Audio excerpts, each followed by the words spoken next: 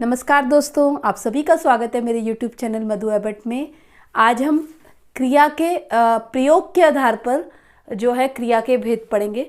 पिछले वीडियो में हमने क्रिया किसे कहते हैं, क्रिया के रूप पढ़े थे और हमने ये भी पढ़ा था कि कर्म के आधार पर क्रिया के कितने भेद होते हैं। तो इस वीडियो में हम प्रयोग के आधार पर क्रिया के भेद पढ़ेंगे। प्रयोग के आधार पर क्रिया के भेद यानी कि प्रयोग जब हम करते हैं क्रिया का, वो कैसे किन किन रूपों में करते हैं, तो उसके आधार पर क्रिया के 5 भेद होते हैं। तो बारी बारी से पढ़ते हैं 5 भेद। पहला है संयुक्त क्रिया। नाम से ही पता चल रहा है, संयुक्त का मतलब होता है मिली जुली क्रिया, यानी कि 2 क्रियाओं का जोड़ मेल संयुक्त क्रिया के अंतर्गत आता है। जैसे संयुक्त क्रिया में 2 क्रियाएं होती हैं, एक होती है मुख्य क्रिया और एक होती है सहायक क्रिया।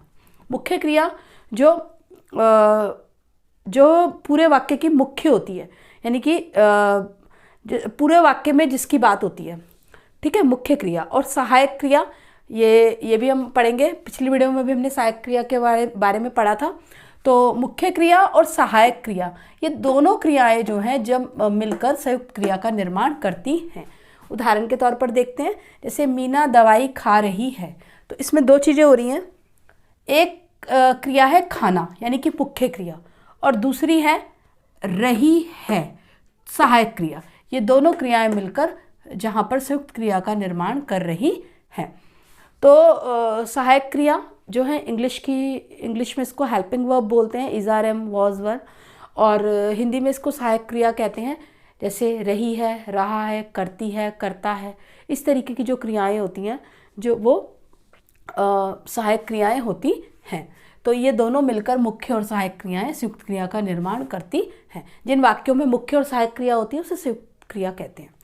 अगला है रंजक या सहायक क्रिया, यानी कि उदाहरण के तौर पर देखते हैं, जैसे दुकानदार सामान दिखाने लगा। तो यहाँ पर 2 क्रियाएं हैं, एक मुख्य क्रिया है, एक सहायक क्रिया है। ये जो मुख्य क्रिया के बाद जो साथ में लगती है, जो इसकी सहायता के लिए लगती है मुख्य क्रिया की, उसे सहायक क्रिया कहते हैं।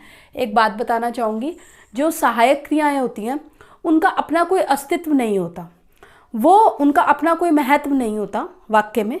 वो जब मुख्य क्रिया के साथ लगती हैं तो मुख्य क्रिया को सुंदरता देती हैं, उसको विस्तार देती हैं, परंतु उनका अपना कोई महत्व नहीं होता। तो उन्हें हम मुख्य क्रियाएं कहते हैं। जैसा कि मैंने बताया कि करती है, करता है, रहा, रही, इस तरीके की जो क्रियाएं होती हैं, है, रहा, रही है खुद भी एक सहायक क्रिया के अंतर्गत आता है। तो इस तरीके की जो क्रियाएं होती हैं वो सहायक क्रियाएं होती हैं। तो मुख्य क्रिया के बाद सहायक क्रिया लगती है, इसका अपना कोई अस्तित्व नहीं होता, ये मुख्य क्रिया के साथ लगकर उसका महत्व बढ़ाती हैं। इस तरीके की जो क्रियाएं होती हैं उन्हें हम रंजक या सहायक क्रिया कहते हैं। अगला है नाम धातु क्रिया। नाम धातु क्रिया, नाम धातु क्रिया जैसे शब्द होते हैं संज्ञा, सर्वनाम, विशेषण, अनुकरणीय शब्द। तो ऐसे शब्दों के पीछे जब प्रत्यय लगते हैं तो उन्हें हम नाम धातु क्रिया कहते हैं। तो देखते हैं कैसे। जैसे अगर मैं कहूँ टक्कर, तो इसमें आना प्रत्यय लग गया तो क्या बन गया, टकराना। इसी तरीके से सर्वनाम शब्द है अपना, अपना एक सर्वनाम शब्द है, इसके पीछे प्रत्यय लगने पर क्रिया क्या बन गई, अपनाना। अपनाना क्रिया हो गई प्रत्यय लगने से। इसी तरीके से मैंने अनुकरणीय शब्द वो होते हैं जो बार बार अनुकरण किए जाते हैं, बोले जाते हैं, जैसे कि टिम टिम, थप थप।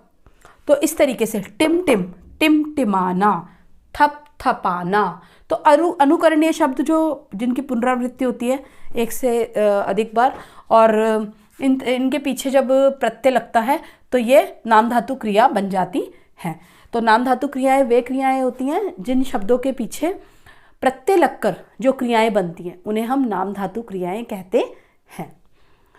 चौथे नंबर पर है प्रेरणार्थक क्रिया। नाम से पता चल रहा है कि प्रेरणार्थक क्रियाएं वे क्रियाएं होती हैं जिसमें क्या होता है कि जहाँ पर कार्य करने की प्रेरणा दी जाती है, जहाँ कर्ता कार्य करने की प्रेरणा देता है या किसी और को कार्य करने की प्रेरणा देता है या खुद प्रेरित होकर कार्य करवाता है या करता है।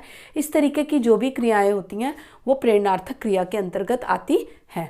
जैसे माँ बच्चे को खाना खिलाती है, तो माँ बच्चे को खाना खिला रही है, तो यहाँ पर जो माँ है वो बच्चे को प्रेरित कर रही है खाने के लिए, या कुछ भी कह सकते हैं हम। तो इस तरीके से यहाँ कर्ता जो है स्वयं जहाँ पर प्रेरित कर रहा है कार्य करने के लिए, वहाँ पर प्रेरणार्थक क्रिया होती है। तो प्रेरणार्थक क्रिया दो तरह की होती है, देखते हैं कैसे। जैसे प्रथम प्रेरणार्थक क्रिया और द्वितीय प्रेरणार्थक क्रिया। तो प्रथम प्रेरणार्थक क्रिया में वह गाय को घास खिलाती है। तो यहाँ पर क्या हो रहा है कि जो कर्ता है, यानी कि वह जो है वो एक वाक्य का कर्ता है। यहाँ पर जो कर्ता होता है स्वयं प्रेरणा देता है कार्य को करने की, वहाँ पर प्रथम प्रेरणार्थक क्रिया होती है। जैसे वह जो है स्वयं घास खिला रही है, तो इस तरीके से अगर मैं द्वितीय प्रेरणार्थक की बात करूं तो यहाँ पर जो कर्ता है वो इसमें सम्मिलित नहीं होता, बल्कि वह दूसरों को कार्य करने की प्रेरणा देता है, दूसरों से कार्य करवाता है। जैसे एक उदाहरण देखते हैं। जैसे अध्यापक बच्चों को पाठ पढ़ाते हैं, तो यहाँ पर जो कर्ता है स्वयं कार्य करने की प्रेरणा दे रहा है। अध्यापक जो है बच्चों को पाठ पढ़ा रहे हैं, प्रेरणा दे रहे हैं पाठ। इसी तरीके से अगर मैं इसको द्वितीय प्रेरणार्थक में लाऊं तो कैसे लाऊंगी? जैसे अध्यापक समीर को समीर से पाठ पढ़वाते हैं, तो यहाँ पे पहले वाक्य में पढ़ाते हैं और दूसरे में पढ़वाते हैं। तो जैसे खिलाना खिलवाना, जैसे खिलाना खिलवाना। तो इस तरीके से एक क्रिया जो कर्ता स्वयं प्रेरणा देता है और दूसरा जो दूसरों से करवाता है। जैसे वह दर्जी से नेहा के कपड़े सिलवा रही है, तो सिलाना प्रथम प्रेरणार्थक क्रिया होगी, और सिलवाना या सिलवा रही है या सिलवाना, तो इस तरीके से द्वितीय प्रेरणार्थक क्रिया हो गई। जैसे खिलाना खिलवाना, लिखाना लिखवाना। तो इस तरीके से यह है प्रथम और द्वितीय प्रेरणार्थक क्रिया। 5वें नंबर पर है पूर्वकालिक क्रिया। पूर्वकालिक क्रिया में नाम से पता चल रहा है, पूर्व का मतलब होता है पहले की क्रिया। वाक्य में जो सबसे पहले क्रिया होती है उसे हम जो है, एक होती है पूर्वकालिक, एक हमने अभी पढ़ी पीछे वाक्य में मुख्य क्रिया, सहायक क्रिया, और मुख्य क्रिया से भी पहले जो क्रिया होती है उसे पूर्वकालिक क्रिया कहते हैं। देखते हैं। नानाजी फल खरीदकर घर आए। तो यहाँ पर सबसे पहले वाक्य में कौन सी क्रिया हो रही है? खरीदने की। घर आने की या फल को घर लाने की क्रिया बाद में होगी, पहले तो उन्होंने खरीदा ना फल को। तो वाक्य में जो क्रिया पहले होती है उसे पूर्वकालिक क्रिया कहते हैं। तो आशा करती हूँ आपको क्रिया प्रयोग के आधार पर क्रिया बहुत अच्छे से समझ में आई होगी। तो मेरी वीडियो को लाइक शेयर, चैनल को सब्सक्राइब करना ना भूलें। धन्यवाद।